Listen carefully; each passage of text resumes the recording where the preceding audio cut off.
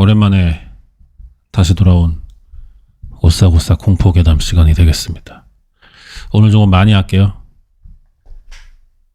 한동안 안 했기 때문에 많은 걸 읽어보면서 또 여러분에게, 또 여름이니까 여름 알아요? 여름이라고 있어요. 이제 1년 중 가장 더운 계절이라고 하죠. 여름이니까 또 한번 시원하게 무서운 이야기 한번 읽어드리도록 하겠습니다. 첫 번째 이야기, 비극적인 아역 스타 주디 갈란드라고 합니다. 이렇게 생겼구만.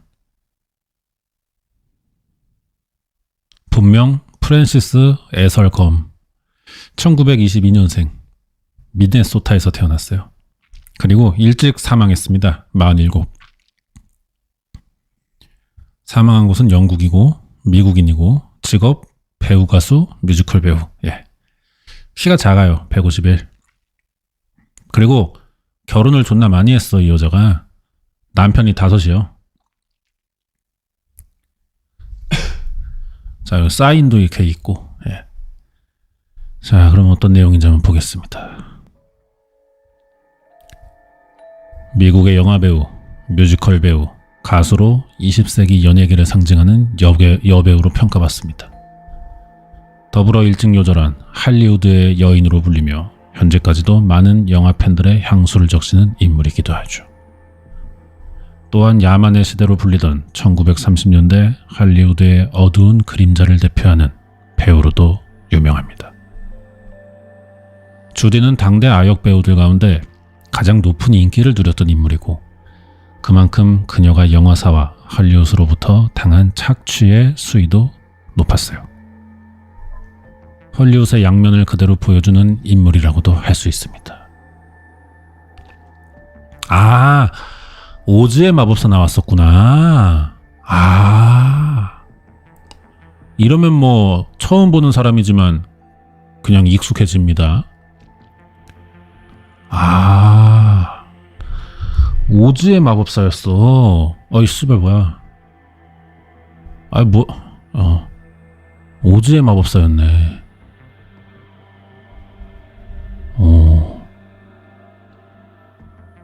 참 그 당시 영화 배우들, 여배우들의 전형적인 이미지죠. 마릴린 먼로도 이랬잖아. 그것 때문에 이렇게 따라하는 건지 모르겠는데 다 이렇게 찍습니다.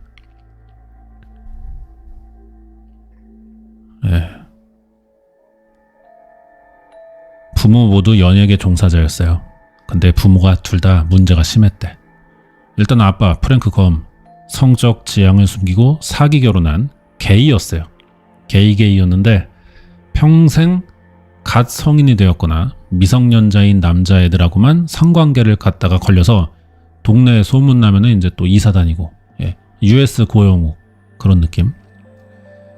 주디가 4살 된 때에도 동네 어린 남자애들을 건드린 게 발각돼서 가족 전체가 동네 사람들에게 씨발 더러워 프랭크 검 막 이렇게 모욕당해가지고 미네소타에서 캘리포니아로 이동을 했고요.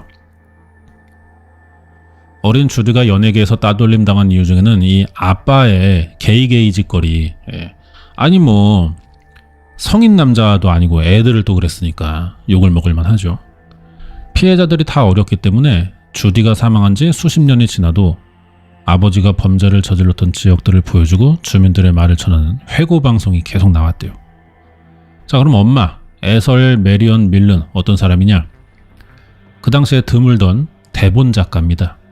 자녀들을 유명한 스타로 만들 꿈을 품고 어릴 때부터 세 자매를 무대에 가수로 데뷔시켰는데 그중 가장 재능이 있는 게 막내 주디였어요. 주디는 어려서 연기에 생기가 부족하다는 비판을 많이 받았어. 그러니까 엄마가 이걸 해결하겠답시고 활력제라고 불리던 각성제를 주디가 10살 되기도 전부터 막 강제로 먹인 겁니다. 이 부금이 또 꺼졌어.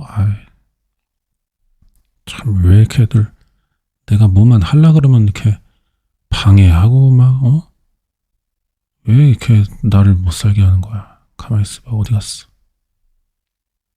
다시 키면 그만이야.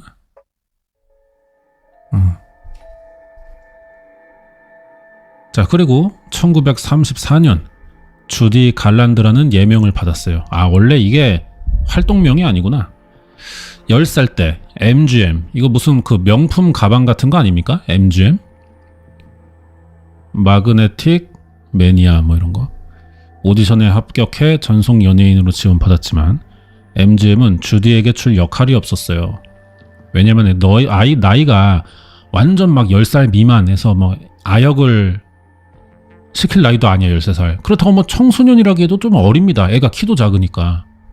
그렇다고 어떻게 뭐 성인을 시킬 수도 없고.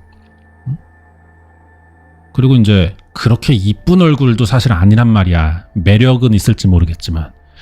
그래서 그나마 이제 얘를 좀 봐줄 만한 평가가 귀엽다.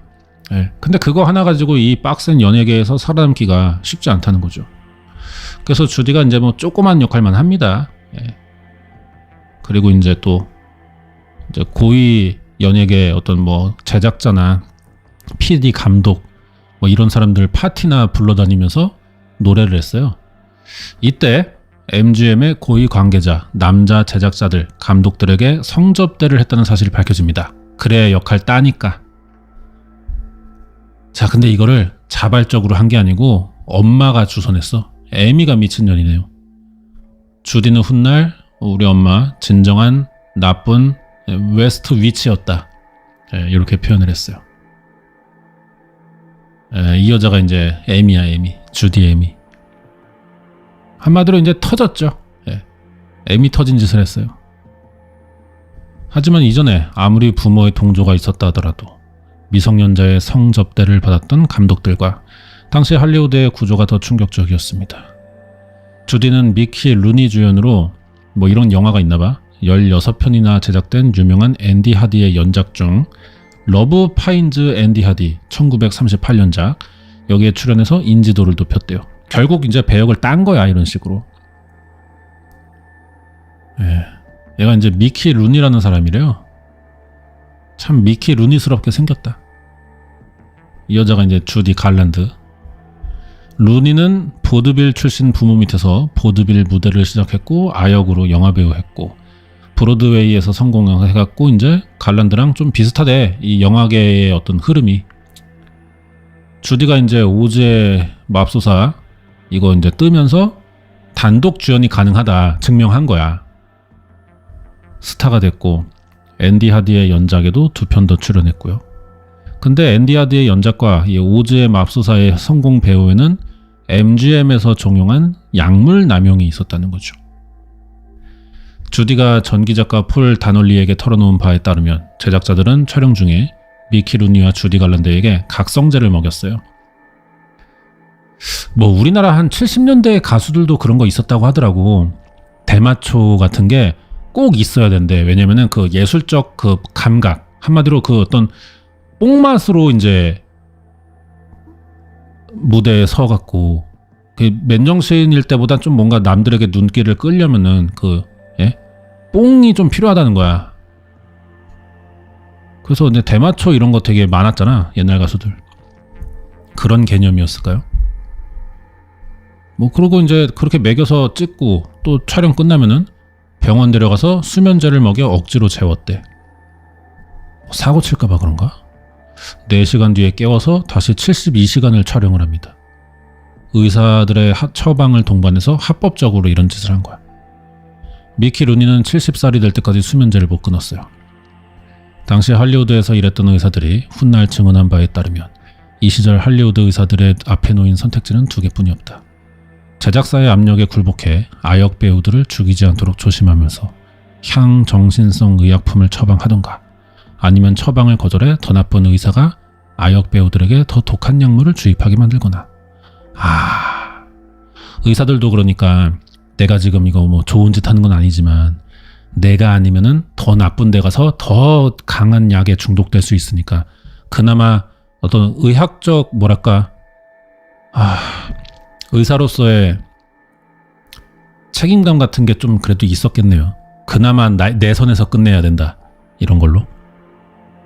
자, 각성제를 준 목적은 어떤 인간을 좀 이렇게 정신적으로 좀 트이게 강제로 만들어서 막 사람을 활발하게 만들고 밤샘 촬영에도 지치지 않고 뭐 그런 것도 있겠지만 체중 조절도 있었대요. 주디 갈란드는 통통한 체형이라서 소속사나 뭐 이렇게 감독들에게 부정적인 평을 많이 들었대. 그리고 각성제도 모자라 식욕 억제를 목적으로 담배를 매일 4갑씩 폈어. 80갭이거든요. 24시간인데 80갭이면은 뭐 30분에 15분마다 하나씩 피는 거야? 하루 식사로는 닭수프 한 그릇, 블랙커피만 줬습니다. 이것도 따라하지 마라. 또 MGM 다이어트 이러면서 안 된다. 자, 이게 왜 이렇게 딸에게 가혹했냐면은 엄마도 예전에 좀 연예계 도전을 했었나 봐. 근데 실패한 거지. 그러면서 극작가로 빠진 건데 스타의 꿈을 이루지 못한 거지. 그래서 딸이라도 좀 성공시켜 보려고 소속사의 이런 짓거리에 협조를 한 겁니다. 애가 이제 반항을 못하지, 주디는. 그래서 이런 요구를 다 강제로 들었어요. 주디는 10대 시절 내내 친구가 거의 없어서 이제 고독했고 외로웠겠지. MGM 소속 미녀 배우들에 비해 상대적으로 평범한 외모라서 열등감도 있고, 탁월한 무대 감각의 가창력, 뭐 연기력도 좋아서 경력적으로는 문제가 없는데 괜히 자기가 혼자 심리적으로 그러는 거지.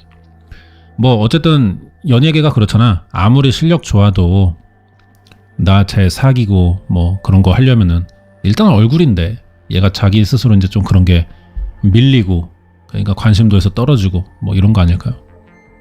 그런 것 때문에 불안하니까 약물 남용이 있었고, 엄마의 가혹한 대우, 다른 미녀 배우들과의 외모로 비교당했던 어린 시절 덕에 갈란드는 죽을 때까지 열등감에 시달렸다. 첫사랑이었던 아티 쇼가 다른 미모의 여배우랑 결혼했어요. 그러니까 이제 자기의 외모 비하가 더 심해졌고, 씨발 난 더러운 우르크 하이야 막 이러면서 자꾸 또 약 먹고 담배 피고. 관계자들이 얼마나, 야 주디야 너 재능 있어, 야 너 업계 이거야 주디야, 오빠 알지? 오빠 이 바닥 최고 제작자, 내가 된다면 되는 거야, 너 돼 주디야, 너 이거야 이 바닥에서 상타치라고, 그러니까 좋잖아, 촬영 가자, 이렇게 계속 얘기해줘야 돼. 너 이뻐, 야 너 이쁘다 이러야지만 다음 일정 소화가 가능할 정도였다. 그래서 결혼을 했든 안 했든 자신에게 접근하는 남자들을 전부 받아들이는데 문제가 생겼어. 이 더러운 새끼들, 결국 나의 돈 때문에 사회적 성공을 위해 내 인기 빨아먹으려고 나한테 이렇게 접근하는 거야. 나를 좋아해서가 아니야. 막 이러는 거지, 지 혼자. 그러다 결국 사귄 게 유부남이에요. 데이비드 로즈. 얘도 참 도라이네. 그래놓고 결국 유부남 사겨? 이 유부남은 또 어린 여자 만나니까 이건 기회야 막 이러면서 아내랑 이혼하고 막 촬영도 중단하고, 그리고 주디 갈란드랑 극단적으로 결혼식을 올렸어요. 주디는 또 결혼 생활 이 아저씨랑 하면서 남편 로즈, 뭐 어머니, 소속사에 어떤 뭐 뭔가가 있었겠죠. 그래서 강제로 낙태를 한 적도 있습니다. 중절 수술을.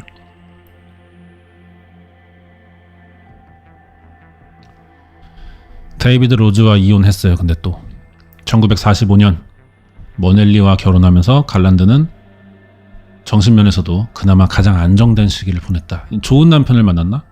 사교성 좋은 머넬리가 집으로 동료들 자꾸 초대해서 업계 내에 어떤 이제 존목질 이런 활동도 가능해졌는데, 그동안의 문제가 한꺼번에 폭발해서 주디가 이제 신경쇠약에 걸렸어. 여러 번 입원하고 막 자해도 하고. 1946년 딸을 낳습니다. 또 엄마가 됐으니까 영화 흥행 성적도 좋아졌어. 이제 심신이 안정된 거죠.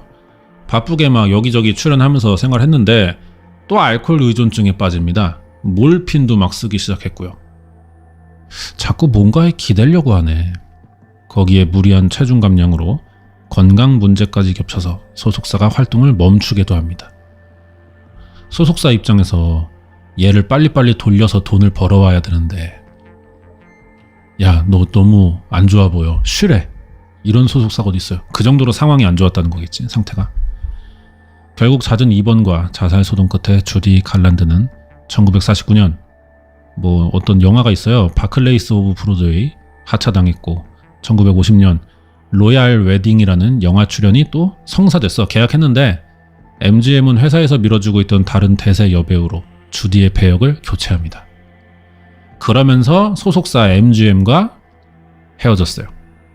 MGM 입장에서 주디 갈란드는 장기적 안목에서 효용 가치가 곧 끝날 상품이었다. 사실 이게 맞아. 연예계는 쓰이고 쓰임을 당하는 사람들이란 말이야, 관계가. 예, 이게 이렇게 말하면 좀 너무 냉정한 것 같지만 상품이고 팔 수 있을 때 팔고 이제 안 팔릴 것 같으면은 이미지 추락하기 전에 은퇴시켜버리는 거야. 다른 배우로 교체하고. 이런 바닥입니다. 근데 이게 뭐 약물 문제만 없었다면은 회사 입장에서 뭐 회사를 위해서 할 법한 선택이에요. 너무 냉정하지만. 근데 애를 막 약 먹이고 막 그래놓고서는 써먹다가 버리니까 욕을 먹을 수밖에 없는 거죠. 갈란드의 알코올 의존증, 약물 남용, 그리고 또 두 번째 남편은 또 바람이 났어요. 그래서 홍상수 하면서 1951년에 또 두 번째 이혼을 합니다. 이때 이제 또 갈란드랑 엄마랑 사이가 나빠졌어. 갈란드가 엄마를 무시하면서 모녀는 남남이 됩니다. 그녀의 어머니는 더글라스 에어크래프트에서 61달러의 서기로 일했대요.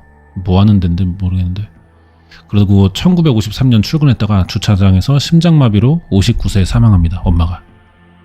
1963년 결혼을 또 했어. 폭행을 하던 어떤 도박 중독자야, 남편이. 그리고 이혼했고 신변 보호를 위해 사립탐정 프레드 오테식을 고용해가지고 자신의 집에 잠시 살게 했는데, 이때 오테식은 주디의 집안 곳곳에서 기상천외한 방식으로 숨겨져 있는 마약들을 발견하고 경악했대요. 막 뭐 리모컨 건전지 넣는 그런 데다가 숨기고 막 그랬나 보다. 전 남편과의 소송에서 불리하게 작용할 가능성을 미연에 방지하기 위해 전부 이 약을 찾아 버렸습니다. 주디 갈란드의 네 번째 남편 마크 헤런, 얘는 또 양성애자예요. 주디의 딸과 결혼한 의붓 사위 피터 앨런과 바람이 났어.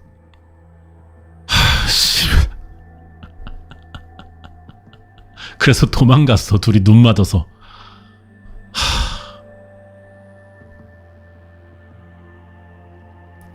말 그대로 갑자기 한날 한시에 두 사람이 동시에 사라져서 다른 지역에 동거하며 몇 달 동안 연락을 피했고, 엄마와 딸 양쪽의 남편들이 서로 불륜을 벌이는 초대형 사고가 터진 겁니다. 이게 헐리우드야, 진짜. 이 홍상수 김민희 아무것도 아닌 거야. 이 불륜의 세계에서 홍상수 김민희는 진짜 평범한 겁니다. 예. 이게 찐들은 이 정도예요. 심지어 마크 헤런이 평생에 걸쳐 사귄 진짜 이제 게이들은 따로 있어요. 두 남성과 한 여성 사이에서 세 다리를 걸친 거야. 야, 이 새끼 진짜 존나게 허벌이구만. 결국 갈란드는 이제 이혼했고, 헤런은 옛 사위이며 불륜 상대인 피터 앨런이 아니라 자기의 원래 게이에게 돌아갔습니다. 다 버리고. 주디의 딸도 1970년 앨런과 공식 별거에 들어갔고 4년 만에 이혼했고. 아니 어떻게 사는 거야 대체 이 사람들은.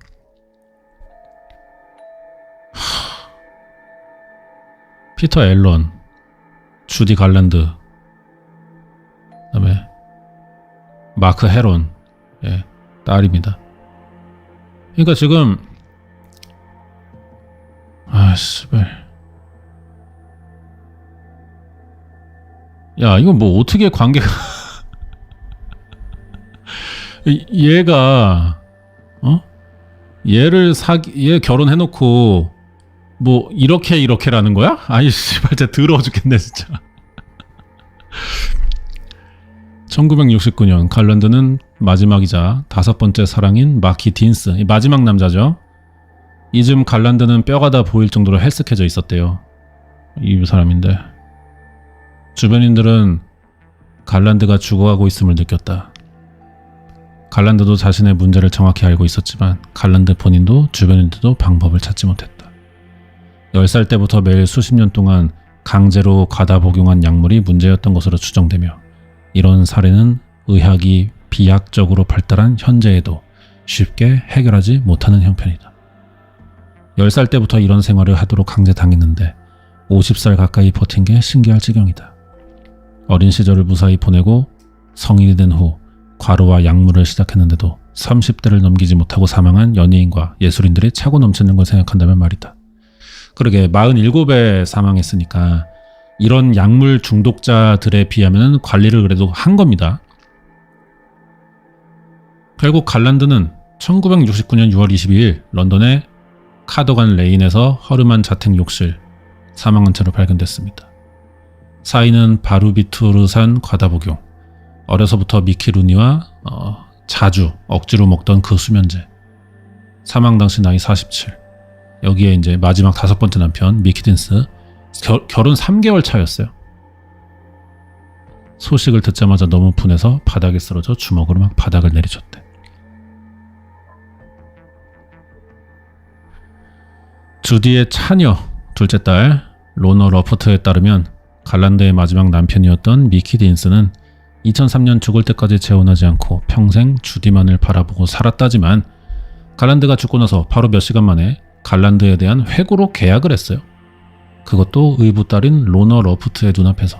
그게 바로 1972년에 발표된 내 여인이여 더 이상 울지 말아요. 이게 그 장례식 날이구나. 인기 많았나 보다. 사람 많이 나왔네. 왜냐면 이게 후반부에는 활동도 좀 힘들었을 텐데 이렇게 팬들이 많이 나왔네요. 이렇게 묘 잘 꾸며져 있고. 오즈의 마법사는 특히 게이들 사이에서 엄청난 지지를 받았대요. 도로시의 친구들이라는 말이 게이를 돌려 말하는 표현이 됐을 정도다. 굿 주디는 당시 LGBT 커뮤에서 절친을 뜻하는 단어로 쓰였다. 왜 이렇게 되지? 왜예요?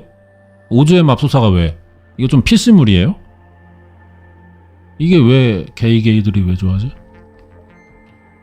오즈의 맙소사를 제외하더라도 게이들이 좋아할 이유가 넘친다.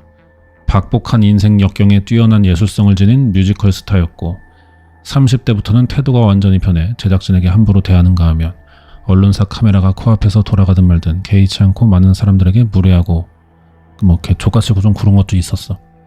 이게 디바 이미지에 완벽히 부합했다.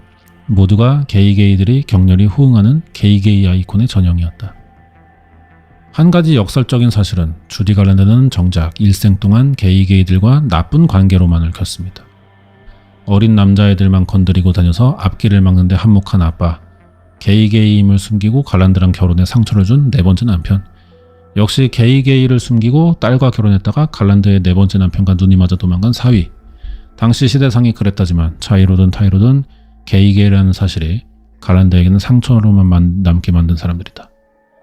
근데 이런 불행들도 미국에선 게이들과의 연결고리로 해석해 게이 아이콘의 이미지가 강화되었었다고 합니다. 예, 여기까지입니다. 야, 이게 씨발 참나. 이 당시 이게 할리우드 스캔들이라는 어떤 뭐 프로들도 있고 콘텐츠들이 많이 나오잖아요. 할리우드에서 있던 어떤 이런 이야기들. 이게 보통 이 정도입니다. 예, 더 센 것들도 많아요. 예, 진짜 어떻게 이런 삶을 사냐. 우리 같은 사람들은 사는 게 재미없다 뭐 이런 말 많이 하잖아. 이런 거 보면은 우리 삶은 진짜 재미가 없는 게 맞아. 진짜 바람 잘 날이 없게 살았네요. 희한하네. 뭐 어떤 범죄 사건 사고는 아닌데 헐리우드의 한 60년대 70년대는 이랬습니다. 빡센 곳이었어요.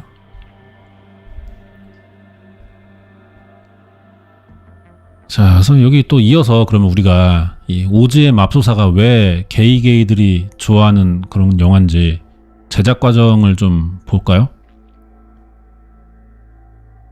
오즈의 맙소사에서 눈이 내리는 장면에는 눈 소품으로 1군 발암물질인 성면이 사용되었다. 아, 진짜? 아, 그렇지. 성면이 찢으면은 좀 약간 그 섬유가 이렇게 끄트머리가 눈송이 같이 보이긴 해.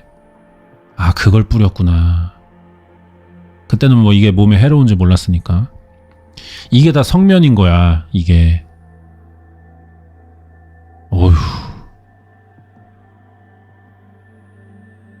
이게 뭐 여기만 뿌리는 게 아니고 이제 전체 카메라에 담기는 영역 봐봐. 카메라 이렇게 있어. 이게 카메라가 찍어.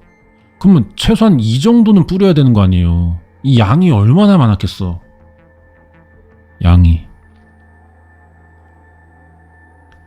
강아지 토토 역을 맡은 강아지 테리는 촬영 도중 단역 배우에게 발을 밟혀 다리가 부러진 적도 있었다. 예? 양철 나무꾼은 분장에 알루미늄 가루가 섞여 있어서 배우가 눈병이 났다. 원래 이 역을 맡은 배우가 알루미늄 파편 가루가 폐에 들어가 알레르기를 일으켜 혼수 상태가 되며 응급실에 실려가 현재 우리가 아는 배우로 교체됐다. 몰라. 그래서 새로운 분장엔 알루미늄 가루에 기름을 섞었다고 이때도 불을 사용하는 장면이 있었는데 양철 나무꾼은 잘못하면 온몸에 불이 붙을 뻔했다. 허수아비도 분장이 몇 년이나 지워지지 않아 고생했다.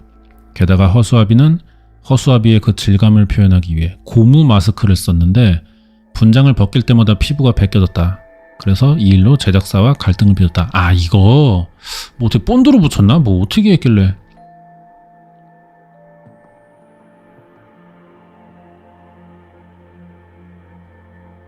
사자는 분장에만 4시간이 걸렸고 털복숭이 분장이 40kg이 넘는 무게라 촬영 때마다 온몸이 땀에 젖었는데 냄새가 또 심해가지고 도로시 역을 한 주디 갈란디가 막 구역질했대요. 막 사자 올 때마다 옆에 오빠 좀만 떨어져서 얘기해. 나 죽을 것 같아. 막 이랬던 거지. 아, 이 오즈의 마법사 이거 문제 존나 많았구나. 이게 근데 되게 캐릭터들이 하나하나가 다 어떤 서사가 있고 하나하나를 다 주인공으로 둘 만한 얘기들이란 말이에요. 그래서 이거 되게 독창적이고 어디서도 본 적 없는 그런 컨셉이고 내용도 좋고. 근데 이게 개판이구나 아주 그냥. 서쪽 마녀의 초록색 피부 분장은 굴이랑 석유를 섞어 만들었어. 피부 분장인데 완전히 지우는데 몇 년 걸렸대. 그리고 석유를 써서 폭죽이 사용되는 촬영에서 얼굴과 손에 불이 붙어 손에 영구 화상 입었다. 재촬영하던 대역 배우도 같은 분장에서 화상 입었고 평생 흉터가 남았다. 야, 이걸 굴이랑 석유로 섞어서 발랐다는 거야? 야, 이거 이제 알고 볼 수가 있을까 사람이?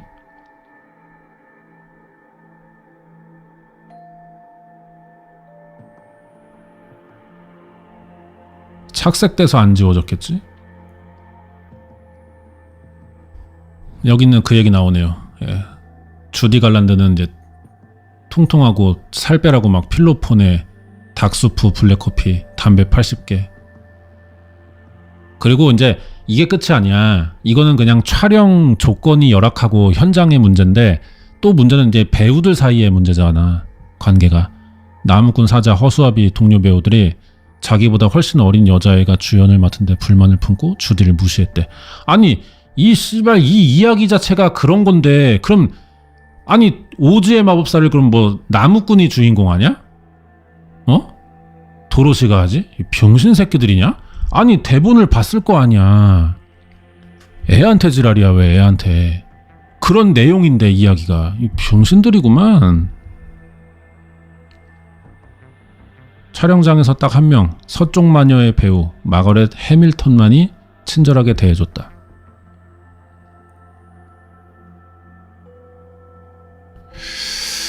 이걸 게이들이 좋아한다고? 왜 좋아하지? 난 도저히 이 게이 코드를 잘 모르겠네. 시원하네 진짜. 비응신들. 어린애한테 다 지랄했던 애들 아니야? 이거 이 새끼들이 다. 그죠? 이 새끼들. 비응신 새끼들. 이것도. 그래요. 이게 오즈의 마법사야. 이게. 오즈의 마법사를 보지 마시고요. 예, 이게 이제 또 만화에는 이상한 나라의 폴이라고 있어요.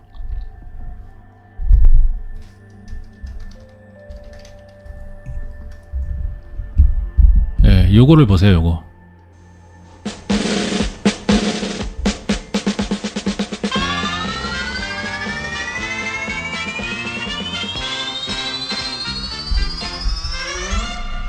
우리는 달려간다 이상한 나라로 니나가 잡혀있는 마왕의 소굴로 어른들은 모르는 4차원 세계 날쌔고 용감한 폴이 여기 있다. 잘못 생각했다? 예. 이상한 나라의 앨리스 남자 버전이구나. 예, 이거 오즈의 마법사랑 상관없지? 미안합니다. 그럼 뭐 비슷한 걸로 그 브레멘의 악사들이라든가 예, 뭐 그런 거라도 보세요. 이 오즈의 마법사는 이게 볼거리가 안 되네요. 다음 거 보겠습니다.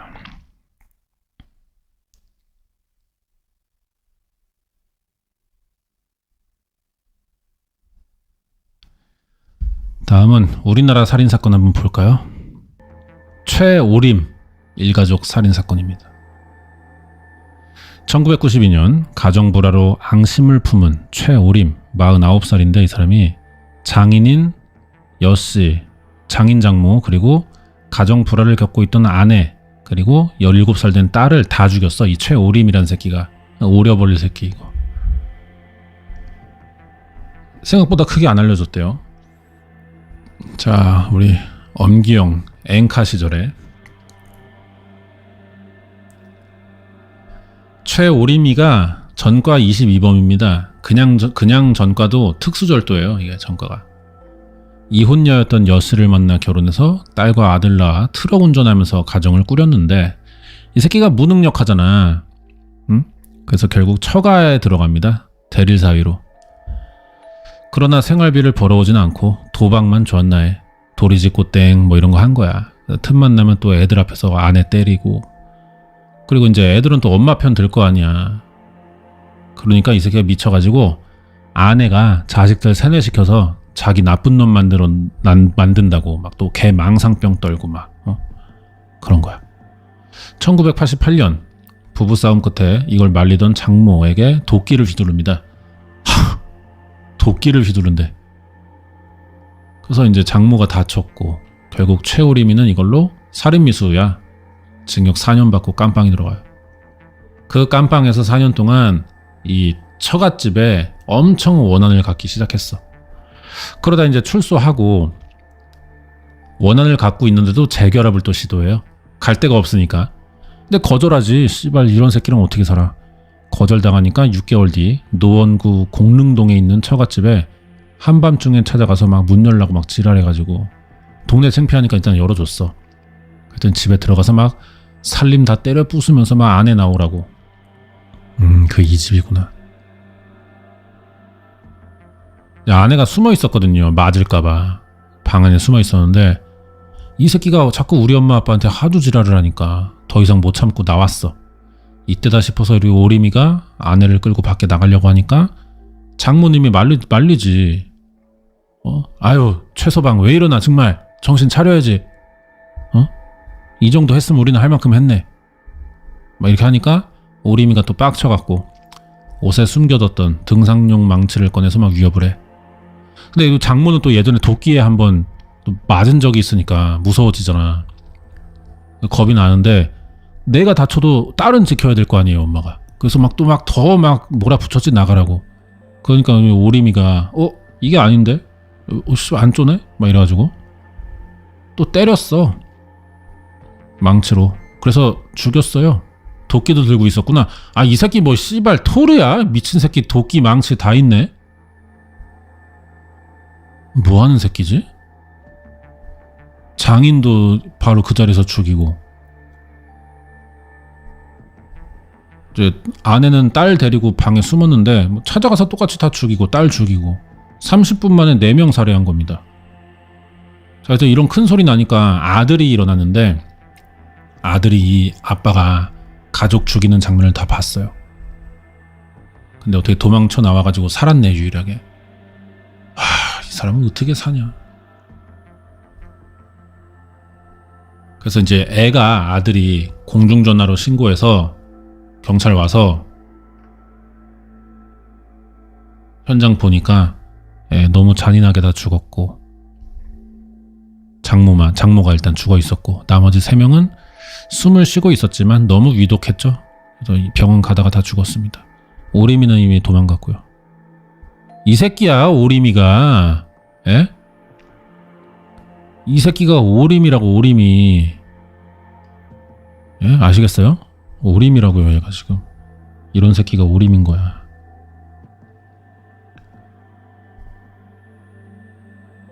현관문이고 핏자국이네, 핏자국.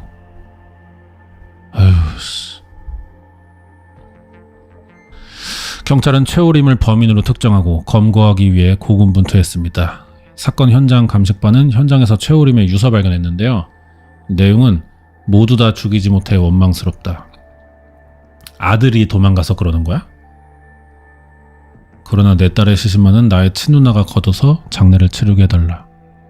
처가 식구들과 함께 묻히게 하기 싫다는 최오림의 개소리로 간주가 됩니다. 장인이랑 아내. 최오림은 선친의 묘가 있는 충남 서천으로 도주한 정황이 확인됐고 경찰은 글로 출동해서 아침 10시 40분 선친의 묘 앞에서 농약을 먹고 신음하는 최오림을 발견합니다. 일단 병원에 옮겼어요. 또 죽어? 지 이렇게 해놓고? 근데 치료로 살아났네. 위세척했네.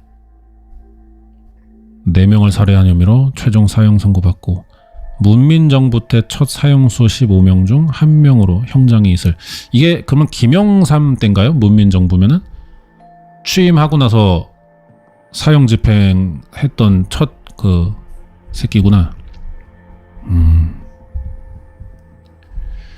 자료 출처는 이제 김복준의 사건 의뢰라고.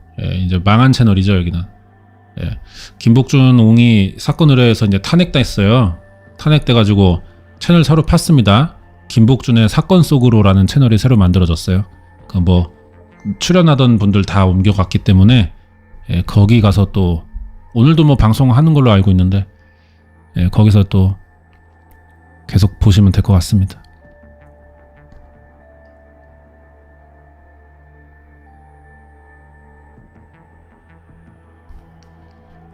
다음은 커여움이라는 건데 요거 한번 보겠습니다.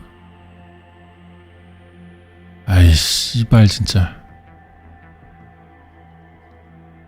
이게 오싹오싹이야?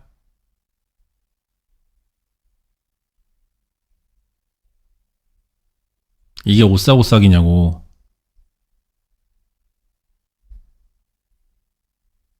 응?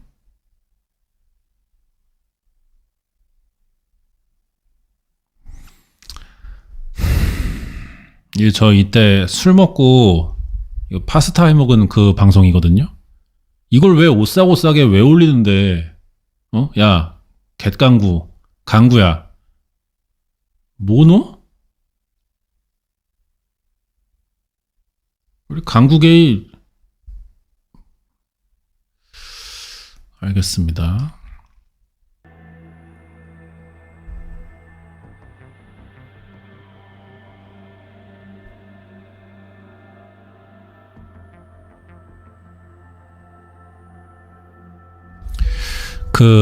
그거 뭐죠?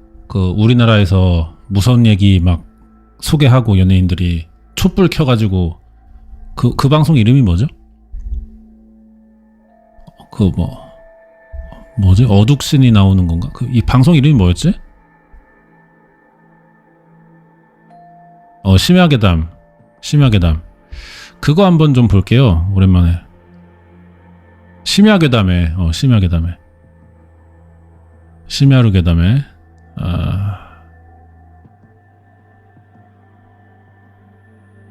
한동안 안 했더니 이게 글이 많이 쌓였습니다.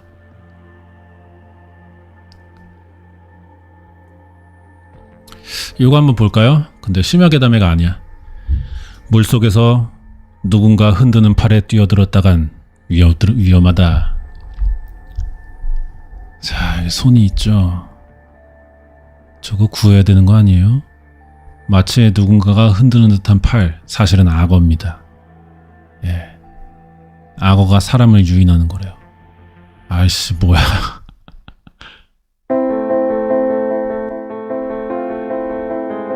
진짜? 와, 사람 손 같아.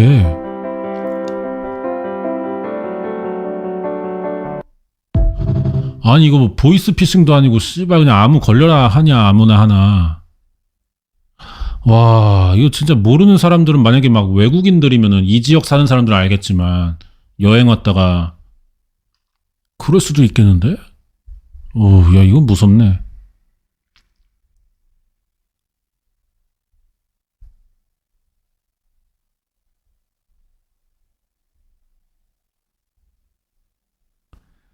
자, 다음은 비극으로 끝난 수학여행 보겠습니다.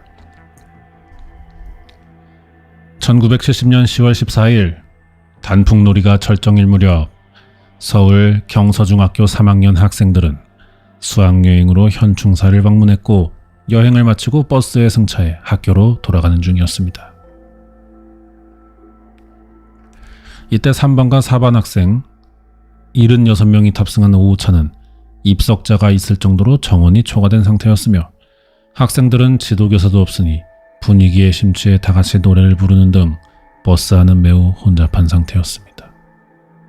오후 4시 20분 모산역 인근 모산 건널목에 접근한 5호차는 신호기에 정지 신호를 무시하고 시속 60km 속도로 건널목을 통과하려 했으나 달려오는 통일호와 충돌하여 80m가량 밀려났고 버스 연료 탱크에서 흘러나온 연료에 불이 붙어 앞쪽부터 불길이 치솟았습니다. 이로 인해 운전자 1명과 학생 45명이 사망했고 생존자 30명 전원이 중상을 입었다. 이 사고로 이제 이 학교 교장이랑 뭐 이렇게 좀 교감 이런 4명 파면되고 8명 해직. 심지어 사고 3일 후에는 원주 삼광터널에서 열차 충돌이 발생해 전국적으로 수학여행이 금지되는 사태가 벌어졌다. 아, 지금은 이렇게 됐구나. 그 자리가. 아예 그냥 기찻길은 사라졌네요. 저 당시 한 반에 30명이요? 60명도 됐어요. 모산 건널목은 현재 선로가 이설돼서 흔적도 없다. 위령비가 남아있구나.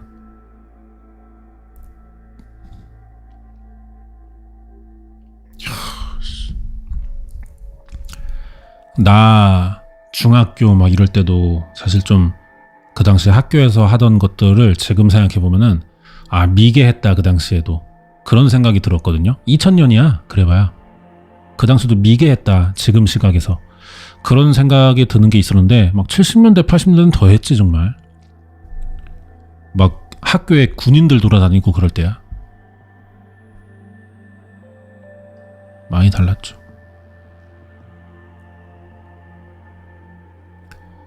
자, 다음은 일본.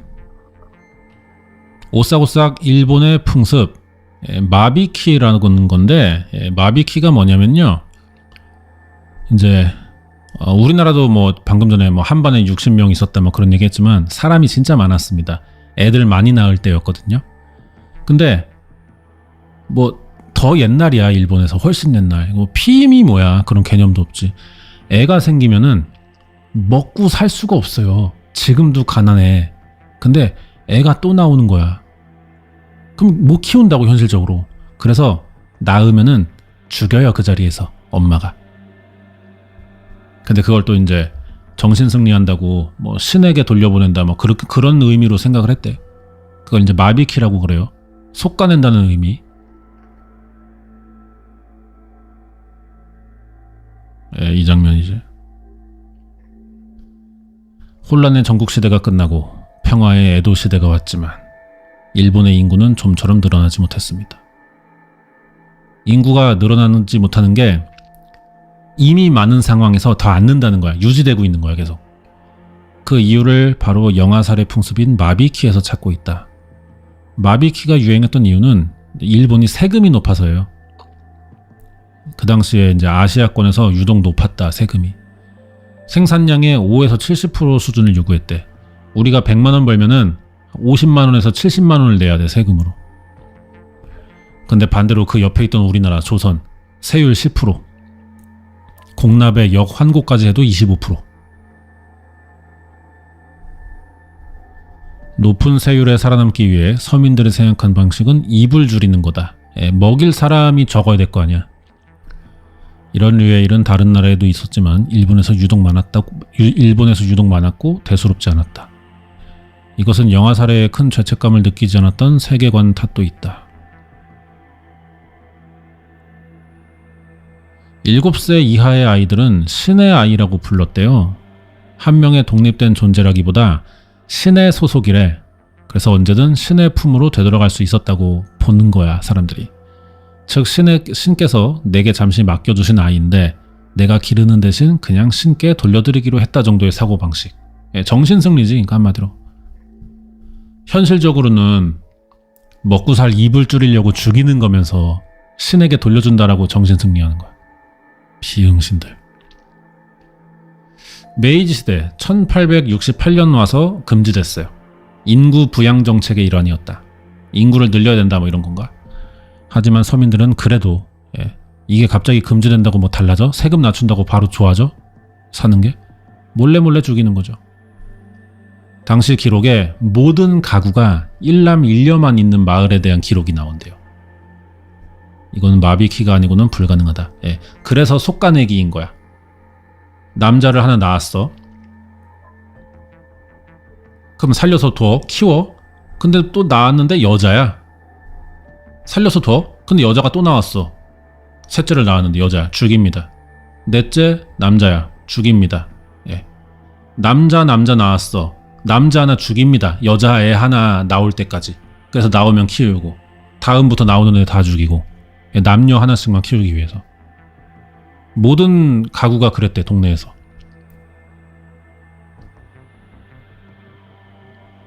자, 그래서 이제 이 새끼들이 이렇게 태어나서 이제 애들이 컸잖아요?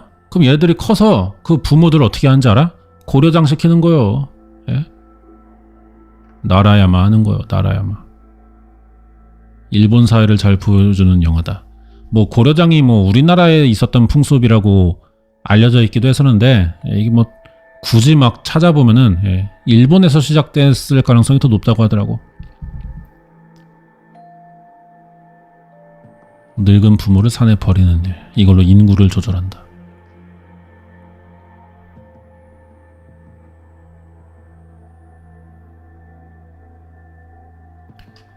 이렇게 이제 고려장이 우리나라도 사실 없진 않죠. 합법적으로 하죠. 엄밀히 따지면은 고려장의 형태를 띠고 있어요. 근데 동의를 얻었고 비용을 지불하고 관리하는 기관이 있을 뿐이죠. 정부에서 그거를 시스템을 장려했고. 요양원 있잖아요, 요양원. 근데 현실적으로 또 그렇게 생활하는 게 또 맞는 것 같기도 하고. 아휴, 씨발, 늙는 게 뭔지. 다 여러분도 나도 다 겪어야 될 일 아니에요.